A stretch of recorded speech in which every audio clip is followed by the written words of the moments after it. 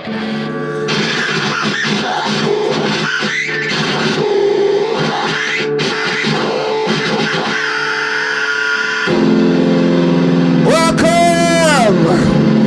to the mouth of Manliness.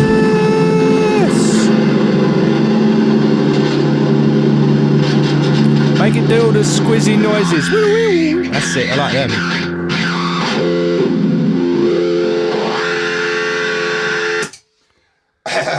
It's always nice to start with a load of noise and to remind my kids that I'm still alive. They're upstairs. I heard my daughter singing like a lark. Ah. Yeah. So welcome to the Mouth of Manliness. You're going to set the timer for an hour. Welcome. Just quickly before we start, I want to do a shout out to Chris and Arena at Legally Assertive and Audio, because Arena done me a massive solid, and I think they done me a massive solid. And I think she got me my first exhibition as an artist. Follow me at Loveless. That's so amazing. Yeah. And I wanted to do a shout out to Onyx as well, Gary Mansfield, and because they both got in touch with us this week and were really lovely. Onyx is coming on. Gary's coming on. Yep. And Morgan Gleave, who's doing amazing stuff with his artwork. Yeah, at the moment. I love Morgan's I'm quite art, proud and of his him. skateboarding inspires me every day. I look at my his skateboard after he's artwork's been on doing it. great guns at the moment. Yeah, sick. My name is Nicholas Noyes. Welcome. Welcome. This man is Bradley Action. My name is Brewdog Acton. Brewdog Acton. We've got some free Brewdog, but I think we already said that. Sponsored. Yes. Well, we're not sponsored. Well, yeah, they'll give us some beer. They gave us some free booze. I don't like the mic there at all. Move it then. Can I put it up? Yeah. Right. It's funny, right? So, hold on. Right.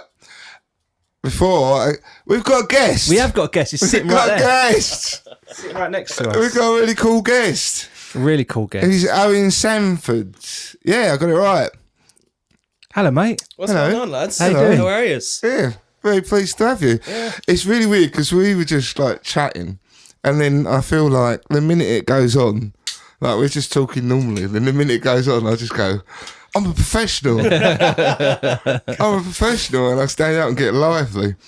This is like my I'm this lively lively hour all of the the time. whole week. This is how lively I am all the time. Yeah. But you kind of have to, like, when I do an episode as well, you have to get a bit more lively, a bit higher. Like I noticed my voice is a bit higher pitched. Yeah. Rather than before you're a bit more chilled, you're laying back. Yeah. And now you kind of feel like, right, I need to be a bit more animated. I have to be entertaining to whoever, is listening. Yeah. It goes a bit sort of radio, doesn't it, at times? I just kind of click in. I get excited. It's like doing a gig for me. It's like the minute it's like, right, we're on, go. So. Eoin has a podcast, Around the Sound. Around the Sound, Around yeah. the Sound. It's a really good podcast. But let's first talk about how you came to be here.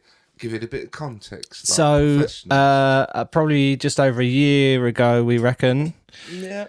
You asked me. I'm going to say you asked me to come on your podcast. 'Cause it makes me sound like special. I felt really special going up there as well. But yeah, as a result, obviously, of being on Hardcore Listening, I think you got in touch. And your podcast focuses on people in the music industry and sound industry and everything else. So I went on and had a chat with you and Megan on a lovely sunny day, and it was a really nice day out. And It was good fun. Yeah, it was nice. And yeah, that's how we kind of first, I believe, come about to know each other, I think, wasn't it? Yeah, and we've just kind of stayed in touch since. I can't believe that was a year ago. It's mental. I know. And then, of course, like usual story, you find out you have so many mutual friends. Yeah. Because obviously from Arena and Chris and Audio and all that. And, they've also sponsored our podcast and given us headphones to get for free and stuff. And just different people in the industry. So it's quite funny that. Yeah. Yeah, it's mad how it all links together. Yeah, no, it was weird because you came in and had the audio headphones and I was like, oh shit, I didn't know you needed them. Yeah. Oh yeah, did you like the dog? Yeah. Well, their all in the dog, man, gang. he's the Buster, is the funniest. Yeah. The smallest dog with the largest neck. Yeah, it's quite a brave dog. That dog is on roids, I'm telling you now. So Around the Sound, I kind of like it. I think it's a really good idea actually because I think you only ever think about you might think about a producer. Like I'm really into albums, so I will look at who produced it, and then if they do another album, or a band I like does an album produced by John Leckett or something, I'll be interested, or Youth. But like, apart from that, like, you're basically, it's all about the unsung people almost. Yeah, I mean, what I first to say is it's, Around the Sun is Megan's brainchild. It is her podcast and she started it. And then kind of a couple of months into it, and she asked kind of would I look to get involved, and I was like, absolutely. And kind of I guess the theme or the premise has always been to talk about areas of the industry for emerging acts or smaller acts, or even just people who work in various parts of the industry, to talk about things you don't usually get to hear about. I think which is important. Everyone, if you're a musician, everyone sees the glamorous side of you being on stage, or you're selling albums, or you're getting photos taken, but they don't realize the financial part of it. They don't realize the time, the money, the mental strain you have to go into it. And also a lot of people who aren't necessarily a musician but want to get in the industry don't know how. So when we had someone like Phyllis Blessos, who's an amazing booking agent with ITB and is now actually Megan's booking agent, and she's from the States, and she started off quite a long while ago, working with Motorhead and a lot of huge big acts, and then kind of came over and started working on ITB in the UK. So it's really cool to be able to have people like Phyllis on, or a guy called Steve Balsamo. I don't know if you ever heard of Steve. Right. Steve was Jesus in Lloyd Webber's Jesus Christ Superstar in the 90s, when it was kind of like reincarnated. Yeah, I think I remember. Jason Donovan. No, that was Amazing Technicolor. Oh, yeah. Similar sort of vibe. Yeah, and it was just, he's the most incredible voice ever. But he's also a really interesting dude, and kind of what he's done since, and kind of where he's going. And so it's just really fun to be able to talk to not just musicians, but people working in the industry, and not just about the top line stuff, about what people see. Like, if you want to come on and have a rant on our podcast, fucking do it. And it's really great because every time I finish an episode and everyone says, God, I feel so much lighter now. It was like getting a lot off my chest, So it's really, it's great in that side as well, that it's, it's a bit of therapy as well. Yeah, that's what we do. Yeah. And that's the beauty of a podcast, isn't it? Is that you can just fucking rant. So we need to, I think we should mention, say Megan is then, because we've mentioned her. So we should say, Megan's a country singer. She Americana country. Yeah, Megan O'Neill's her name. She's from a beautiful village in Ireland called Ballymore Eustace. She recently supported Jamie Cullum and Lighthouse Family, and she's just an awesome soul. Pretty major, isn't it?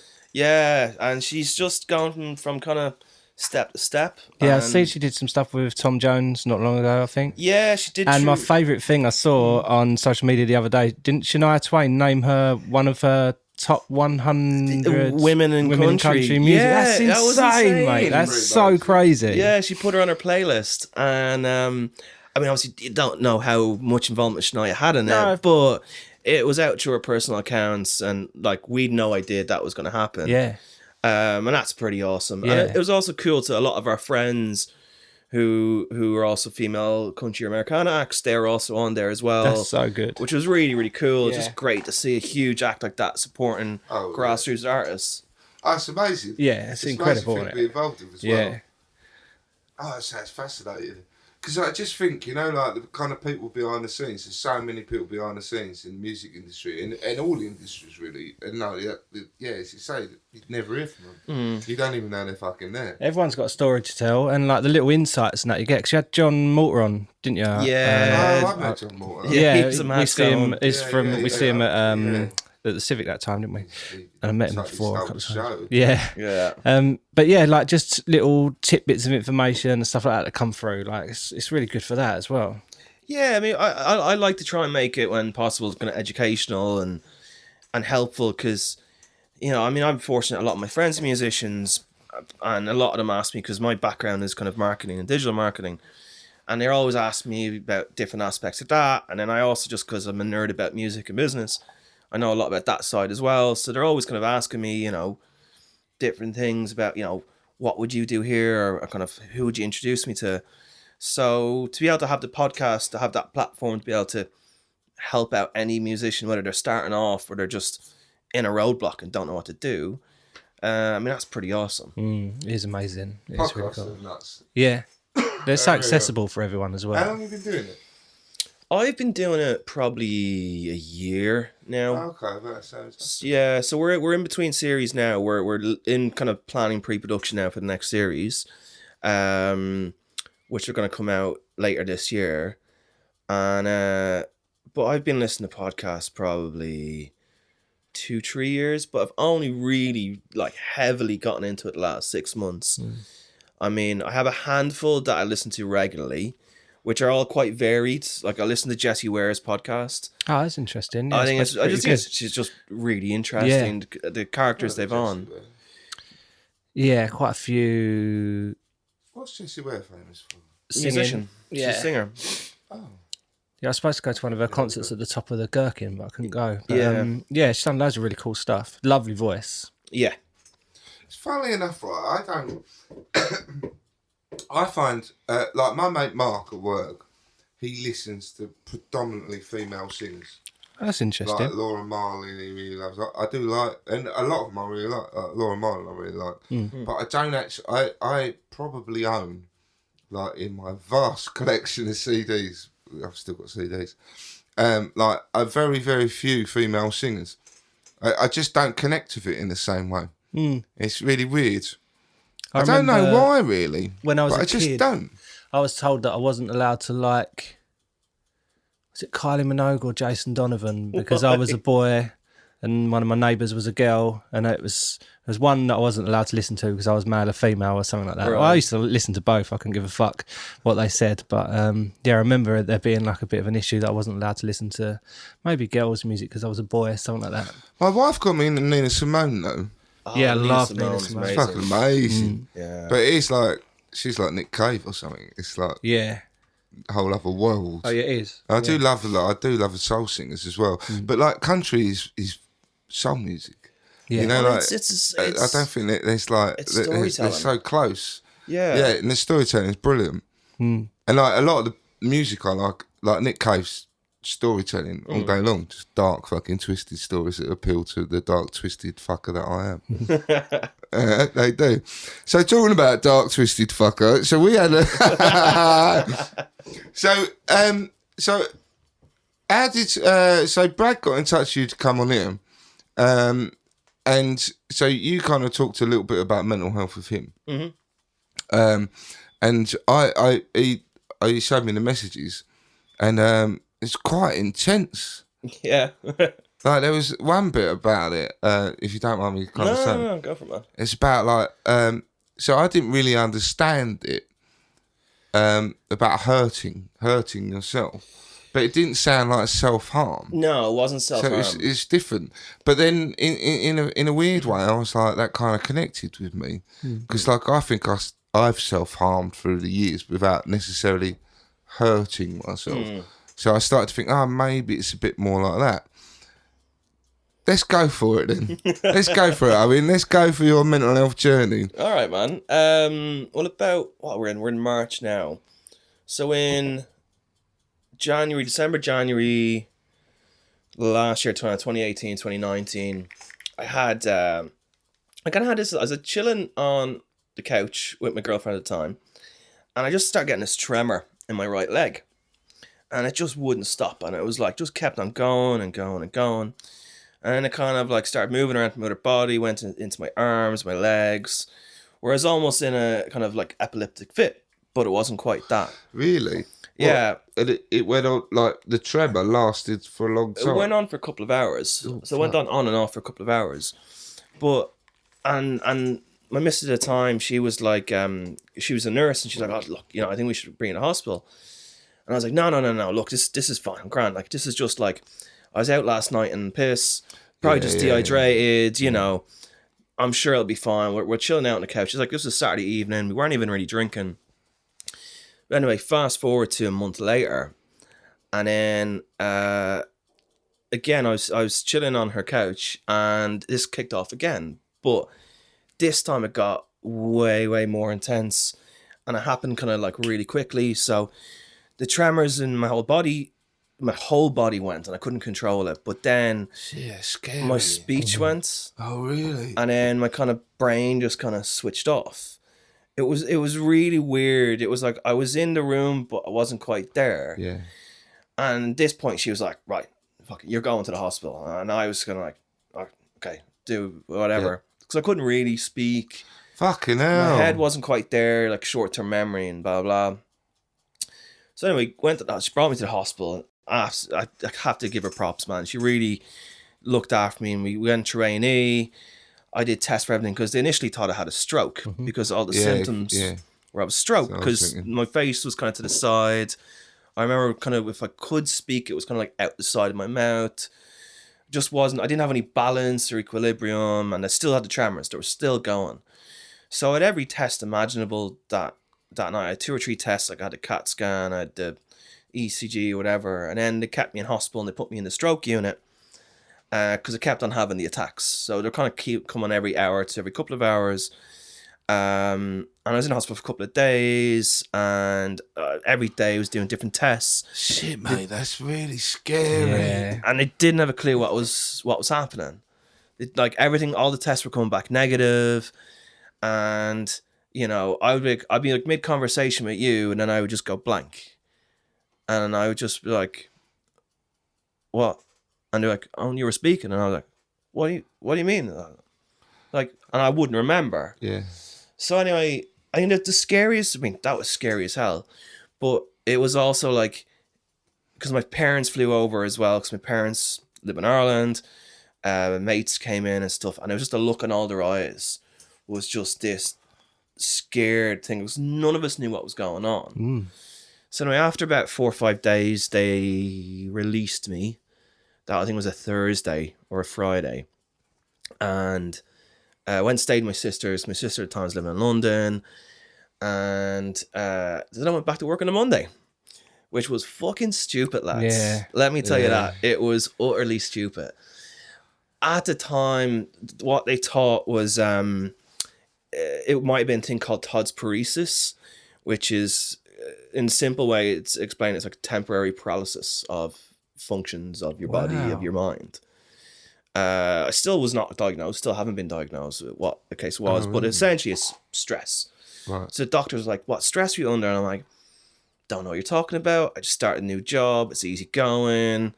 You know, this, that, the other." I was like, "I don't really know," kind of thing. And they're like, "Yeah, but what stress have you been holding on to?" And I'm like, "Well, I guess I've had a stressful 2 years of different things going on." And, you know, and they're like, "Yeah, that's probably it." Now, when I came out of hospital, from all the tremors, I tore a rotator cuff in my shoulder, tore the muscle in my bicep, nerve damage down my neck, and I did my disc in. What the Really? fuck, Yeah. man? No way. Yeah. Jeez. It was like, I was like a broken man. Still to this day, I feel like a fucking broken man, but we're working on that. But then I went back to work on the Monday, and in fairness to them at the time, the work were like, you know, "Look, let's sit down. You don't tell us what's wrong with you, but is there anything you need off us? Like, we're here to support you." And at the time, I was like, "I don't think so." My biggest concern was my short-term memory. Was like my speech, I kind of had like an impediment for a couple of weeks after, like a stutter, basically. And I like couldn't really remember. Like I'd have a conversation with you and I'd forget it straight away. So I had to bring in my notepad with me wherever I went in case someone asked me a question or whatever. Then a couple of months later, that was then in August, then they fired me. So What? I don't know how much I'm allowed to say, but They were arseholes. nah, I mean, I don't know. I would the version they gave me was they got feedback off the client, and because of that feedback, they decided to terminate my contract. Okay. Now, only a month earlier, they'd made me permanent. So it was a very strange one. Yeah. So I remember they asked me at the time, "Oh, do you want more specific feedback?" And I go, "Well, is it going to matter? Am I going to keep the job?" And they go, "No." So I was like, "Well, just email it to me." Yeah. Then I don't care, you know, just email it to me. But from there, I just went into a pretty dark, deep place.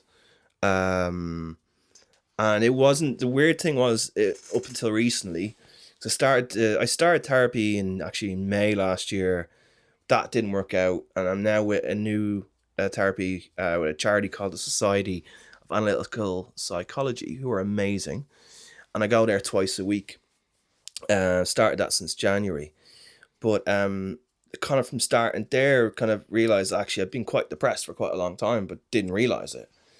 And also from what happened in hospital and stuff like that, I got like a mild form of PTSD. Yeah, that's what I was gonna say. Then, like from the whole tremors, the whole thing, and like, that's really traumatic. Yeah. And it wasn't really.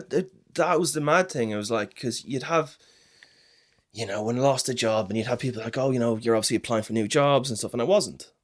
And I had this fear, and I had this thing, and I couldn't understand why. You'd open websites for jobs, and I'd look at the jobs, and I'd be like, no, I can't do it. No. I'd get mad anxiety about it, and I'd just be like, fuck that, shut down the laptop, do whatever. And then just kind of from there, it's what I've been learning with therapy. I've probably had this for like 2 years. And I hadn't known it.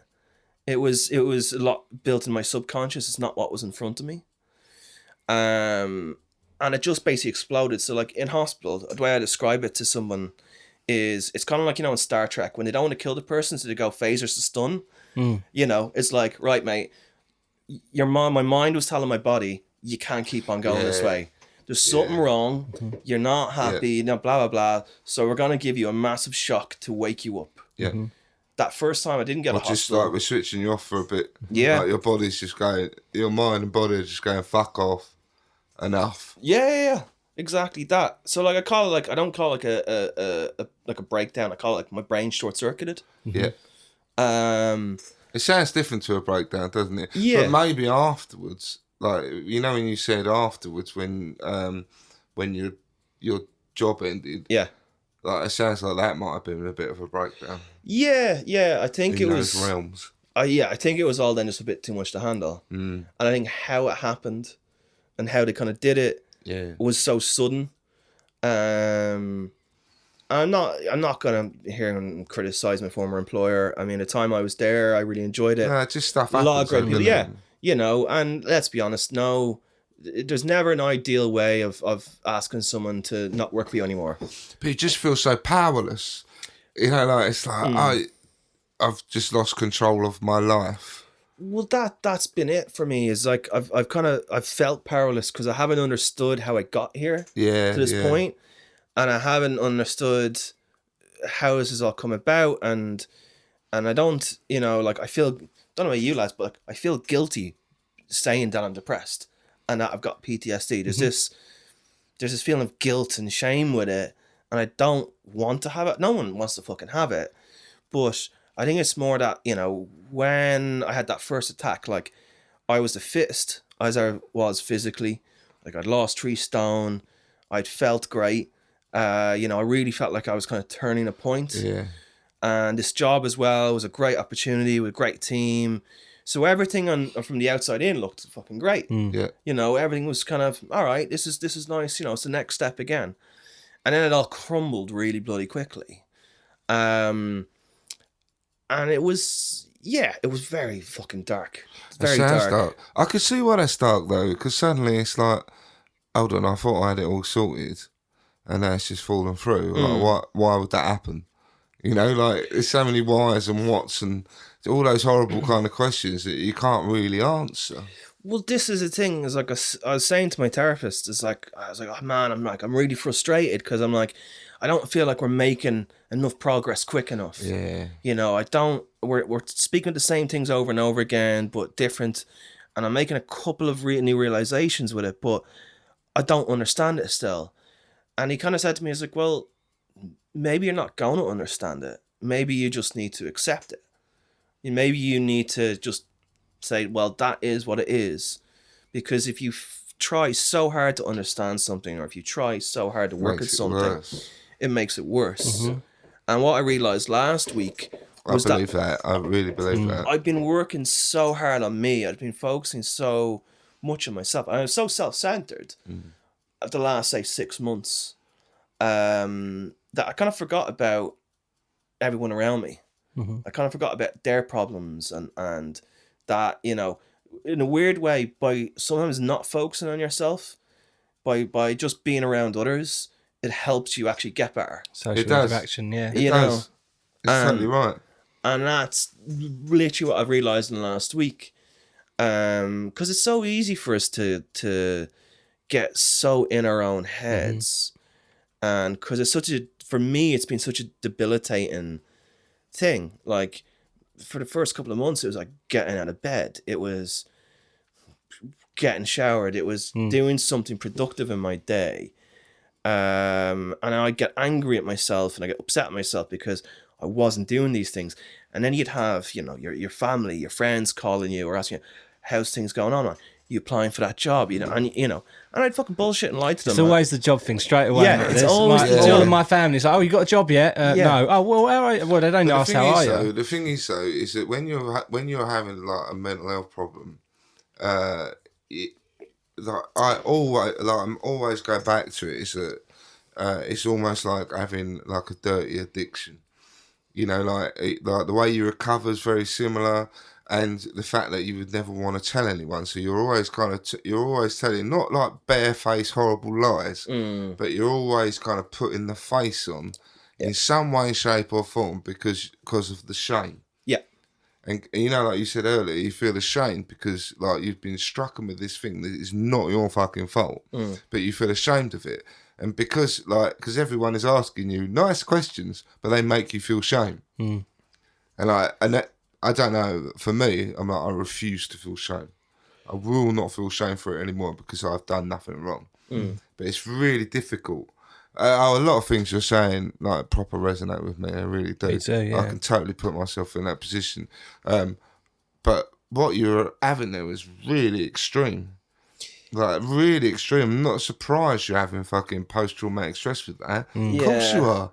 Because like, that's scary as fuck. It's like going to Afghanistan. Oh, mate, it's like, even now, like, every day, it's in my head. Yeah. Like, I have to live it every day. I you know, like, there's things about that time I don't remember anything of, but there's very, very specific things I remember. I remember people's faces and how they looked at me. I remember the helplessness I had, just being there and just having to, like, I was not under any medication, nothing. So I'd be lying in that bed for 30 minutes and I'd be like going like fucking that the whole time. And like the whole fucking body. And no one could do anything. Just kind of had to ride through and kind of see what happened. And that's like, I'd never even thought of PTSD, to be honest. Because when I thought of PTSD, I thought someone, like you said, in Afghanistan, I guess their leg blown off. You know, or they were in a horrific car crash. And I never realised until last week, I think it was last week, where my therapist is really, really good because he's very good at not putting ideas in my head. Yeah, that's important. Which is really important, or not like leading the witness. Yeah. You know, we discuss it a lot. And you reflect back, but you don't lead. Yeah, and you're totally right. And he kind of says to me like, you know, he facilitates me. He's there as a guide, but not to thing. Like I said to him, do either one of you ever read a book? Oh, what's the name of the book now? I can't remember it now. But anyway, it's basically this guy who went on a journey into the desert and had a shepherd and. Not The Alchemist. Yes, I've got that. That's an amazing book. Yeah, so I was discussing this with Donnie Tourette. He loves The Alchemist. There's another book which I think's better. It's called Ishmael. All right. And it's like The Alchemist, but it's loads better. But The Alchemist, the idea, like the journey. It's funny because you were saying about to kind of go off track a little bit, but. See, I do psychotherapy in a group, and I think that helps because you do hear other people's stories as you go, and it helps you to put things into perspective a little bit. You know, like you were saying, like I think often when you get into therapy, like you were saying you go like twice a week, so you get into this thing when it's like it's all about you. and you're so busy like working on you that you lose track of where you sit in the world a little bit. And knowing where you sit in the world is really important because it kind of makes everything. It makes all the things that you think are big small. You know, like Russell Brand always says about, you know, if you think about yourself in the universe, you're a speck. And I think, like, I kind of find that quite helpful. It's important to be around people and to see that, not to say like you haven't got a problem, but to see like it puts it into a bit of context. Like that really helps me. That really helps me. It's half the reason I do my job. Because it's like, it just kind of takes me back to go, oh, hold on. Like, I can get on top of it.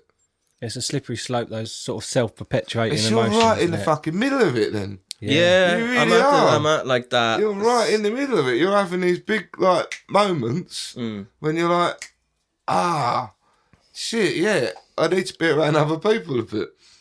Pretty much. Fucking hell, you really are in the middle of it.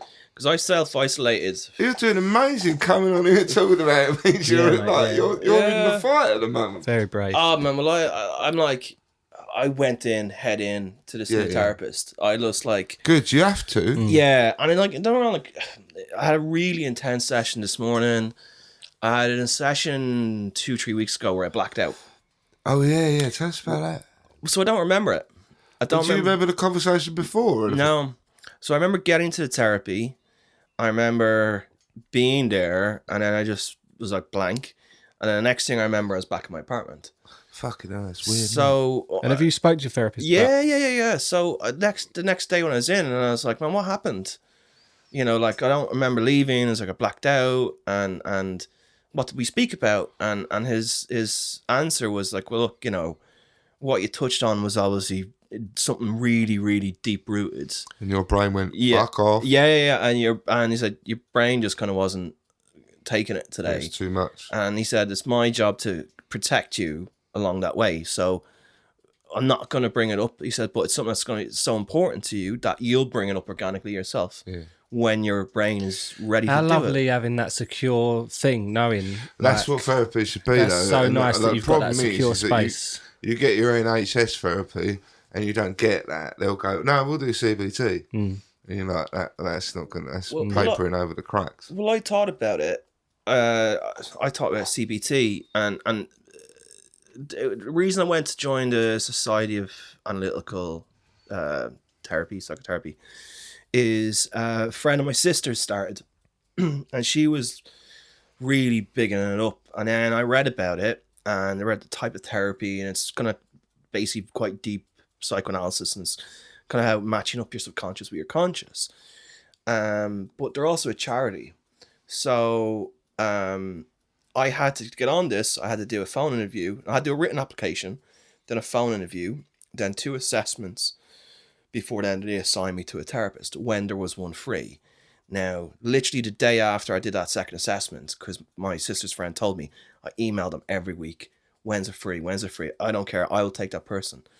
But what's really good with them is that I wasn't working at the time. So I didn't really have any money.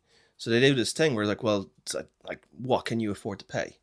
So I'm not going to say what I pay or whatever like that. Yeah. It's not my business to tell the thing. Not a lot. But, you know, because they're a charity, it allowed me to be able to do that. That's amazing. And, you know, otherwise I would, with the NHS, I could have been waiting months. Mm-hmm. I tell you what's really lovely about it is, you know, like before we started the podcast, I'd had probably I've been ill since I was 9, and I had my biggest meltdown before we did this, really. And this was kind of came out of my meltdown. And I was at that point, you know, like I'm on my fucking knees. I will do anything. You know, you were saying, like, email them every day, and you're like, I will do anything. I need to fucking sort this out.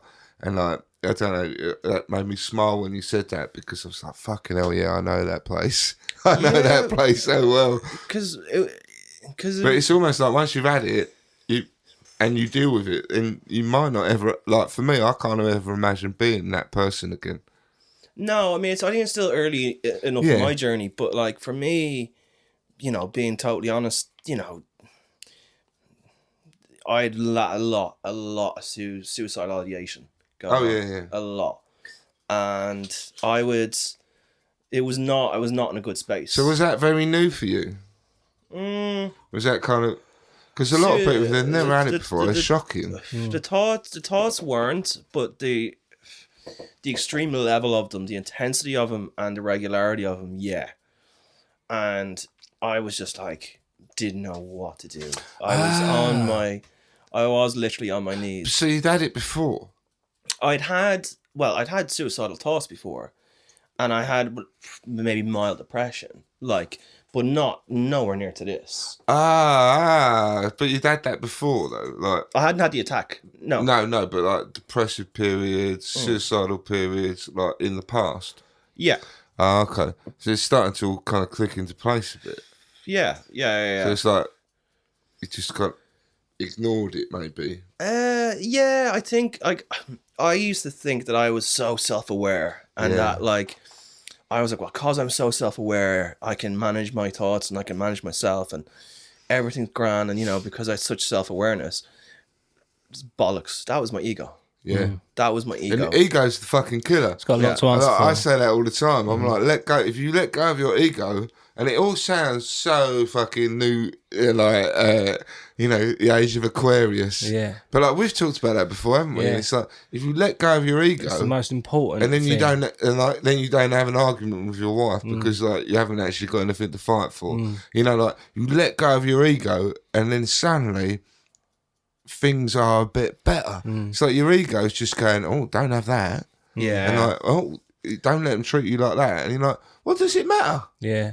It don't fucking matter. No, and I think that the three things I would say of anyone, if you can get it, is if you can bring it in yourself, is forgiveness to yourself and to others, acceptance of your situation, and then actually having humility. Yep. Having like, it's been such a humbling experience to this last year where I'm like, fuck, I thought I was in control of my destiny, and I was so much about what I want to do. I will get there as long as I put in the work, right? And it's not been the case, and there's been so many times and days where I'm like, just feel completely helpless, and it's only probably in the last few weeks where I've kind of been like, right, I just have to accept that this ain't gonna be a good day. You know, I'm not gonna.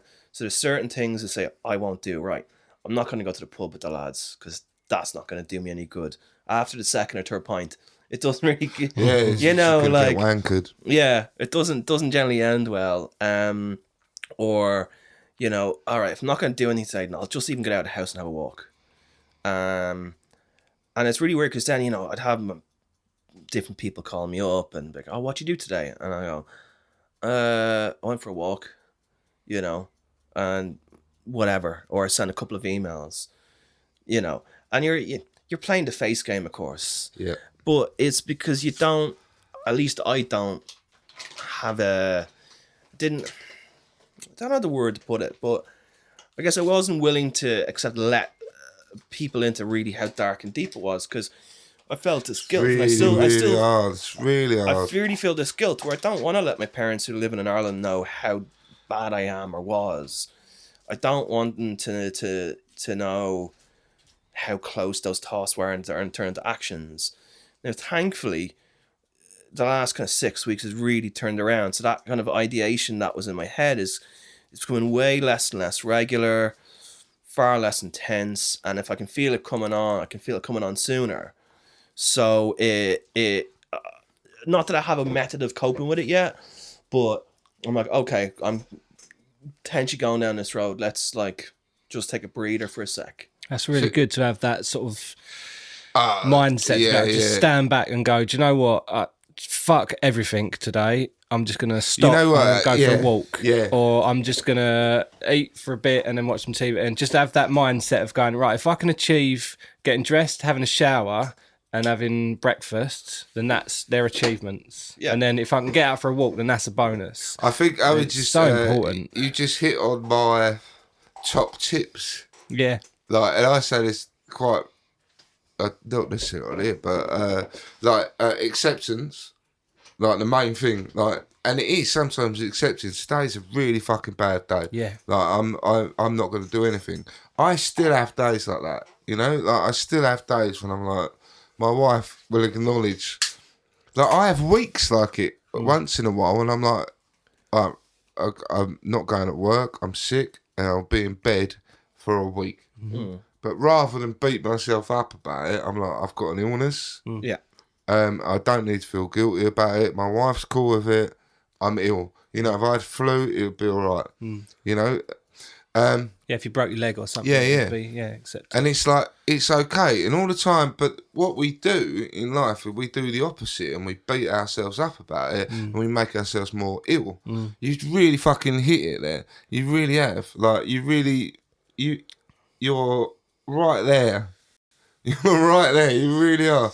The humility as well is to say, like, it's all right. You know, and what happens, you go through these experiences and it makes you have much more empathy for other people, and it sits you in a much better place, like kind of in the world where you're like, I can understand, you know, you understand other people, and I think that's really good for your fucking mental health too. What was the other one you said?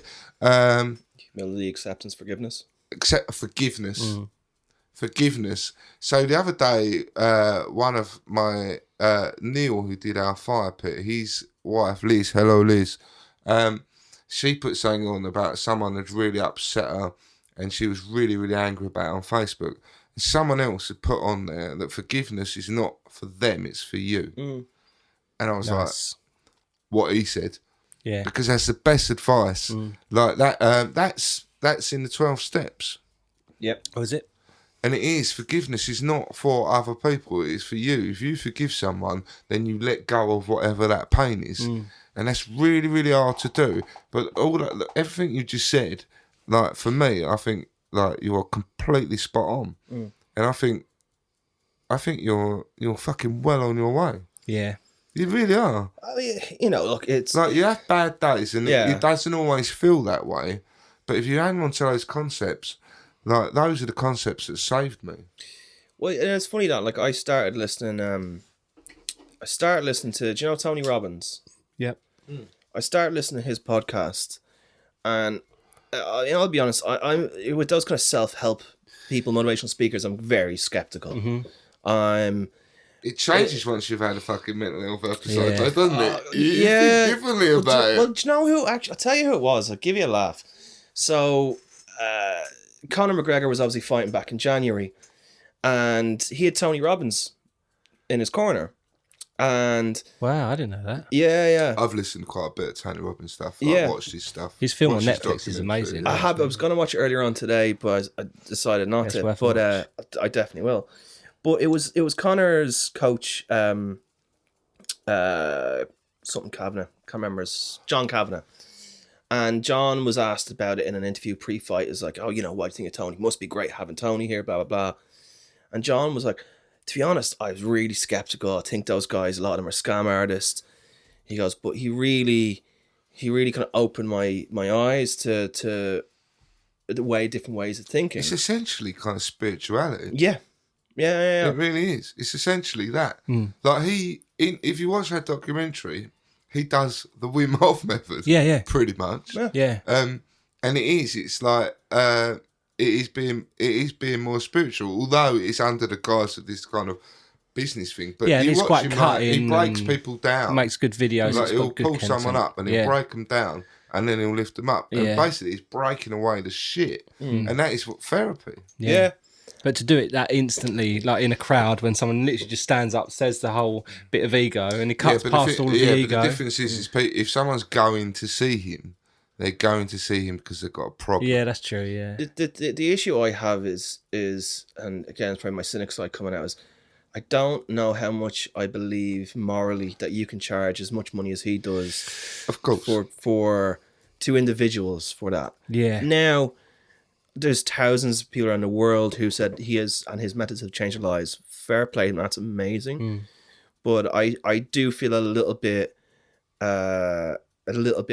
uneasy about it. But Yeah, I do as well. you know, but at the same point, I guess if he's making so much positive change, all these people, who are we to judge? Because they'll probably be the first people to say, mate, it was worth every single penny. Of course. Yeah. Exactly. Like, we often kind of, like, invariably come back to religion to some extent. And it's like, but I think me and Brad share the same stance. It's like, if it works for you, then 100%. fucking good luck for you know, good luck to you. Like, I don't personally dig it, but you know, if it works, it works, and it makes you feel better, then you go for it. What was the Conor McGregor thing then? So they said it was like It was just It was like, I was sceptical, but I was skeptical, but then I had a couple of Connor kind of basically said, "Look, these are all going to come with me to Tony, and we're all going to experience it together as a team." Wow, that's nice. Yeah, and they went to his home or whatever, and they're there for like a day or two, and he was just like, "Yeah," and he, you know, a lot of what you said, I resonated with, and I thought was great.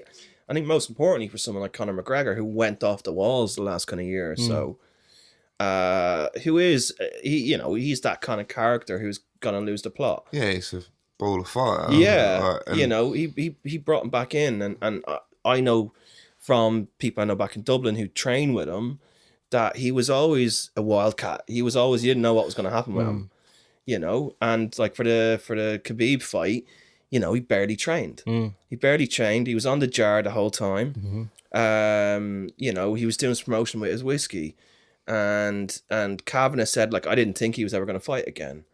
But it was kind of Tony Robbins that brought it in. But with Tony, for me, how I use him is I listen to him now when I'm actually going to therapy. I listen to him because it puts me in a lighter kind of mindset. That's a good idea. And an open feeling that I'm like, whatever I drop today, because I don't think about what I'm going to talk about when I go to therapy.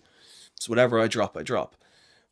And then whenever I'm feeling just a bit out of whack or a bit out of sync, I'll listen to maybe a podcast from him or maybe Jay Shetty.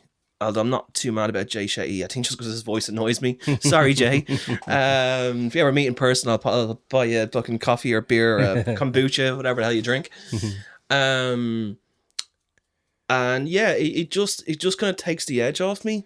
Yeah. So, and it's insightful, man. Like it was actually true him. It was true one of his podcast episodes where I listened about acceptance and forgiveness, and humility, and realizing that actually what I'm doing right now is so incredibly humbling. And my mum is she's quite religious, and I'm not. I kind of have, I wouldn't say it's a love-hate relationship with religion. Were you brought up in Ireland? Yeah. My parents about regular churchgoers. What part of Ireland? Where are you from then? Dublin. Yeah. How long have you lived away from home for? I've lived the last 10 years. I've only lived in Dublin for 2. Right. So I went to uni in Swansea, went back to Dublin for 3 years. Or I was in Swansea 3 years, went back to Dublin 2 years, and then I moved to London nearly 7 years ago. Wow. What did you do at university, dude? I did marketing, which seemed like a good idea at the time, because I really like business. I find it fascinating, but I wanted a bit more on the creative side where kind of marketing is at. And I wasn't like a designer or an artist or anything like that. So I think it allowed me to kind of somewhere in the middle, basically. I think in hindsight, I probably would have gone down a music route, probably music management, learn the music business inside out. That's literally my drug, is music. And if I can merge music and business, fuck my, you know. Sounds like you probably will. I hope so. What I've learned quite recently is my favorite thing to do is help develop artists and help develop musicians, and not just from like a songwriting point of view or a skill point of view, but actually the most recently is their mental side, because that's the biggest thing that's blocking them. Has that changed though since Yeah. you had that? Like for me, like that's like, for me, I think like that like at work, I'm much more aware of that now. Like it's always been an issue for me, and I've always kind of been aware of it.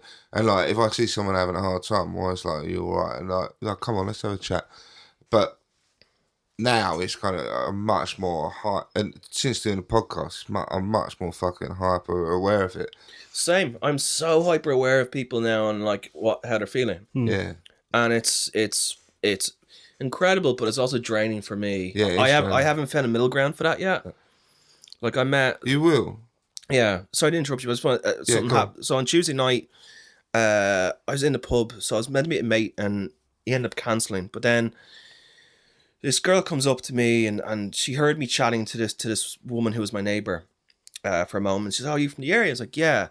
She was quite nervous and kind of tense. She's like, "Oh, I've just moved into the area today. I'm from New Zealand. I don't know anybody. Can you tell me about the place?" I was like, yeah, of course I can. And I could sense her tension and her anxiety.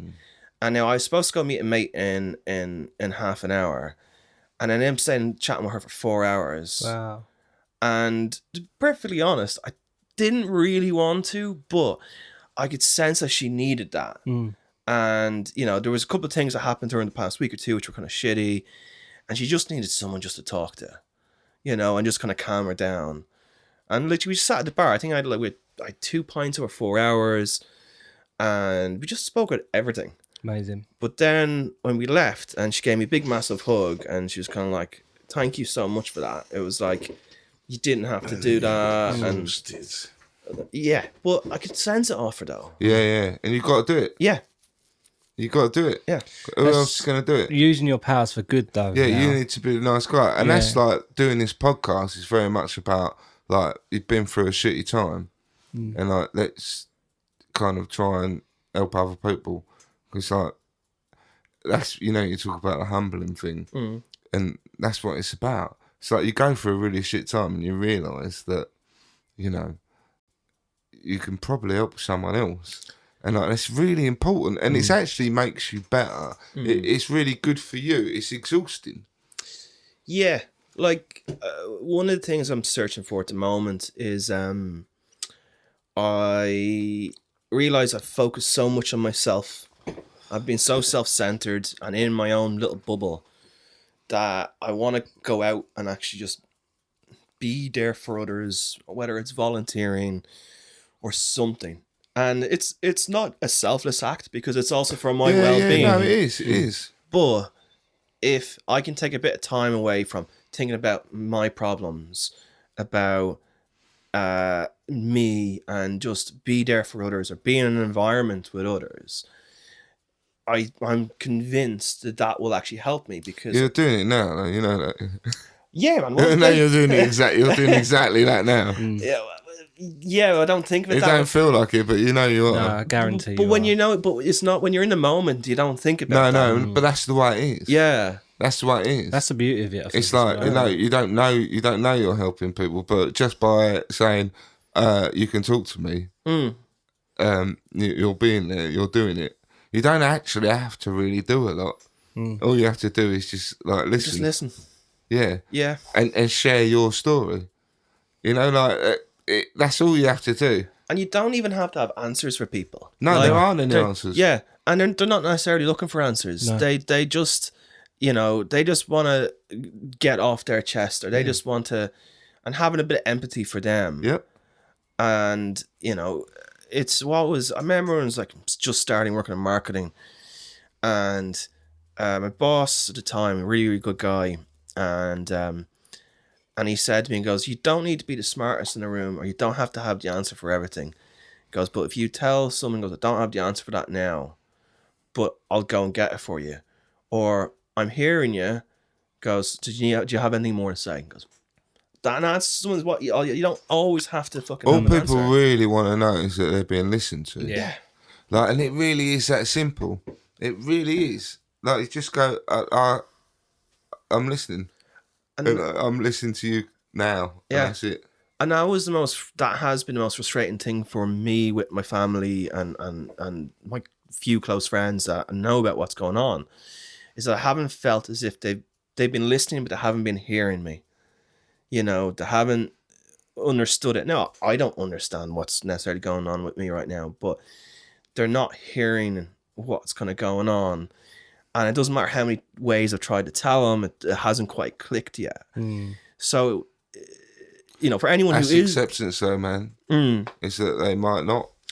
They might not, but it's also for anyone that's listening to this, is that if you don't feel like people are hearing you or understanding what you're saying, that's all right, mate, because maybe you just don't understand it enough yet. It doesn't mean they don't care. Yeah. It's just like, it's fucking difficult. Yeah. It's just difficult as shit.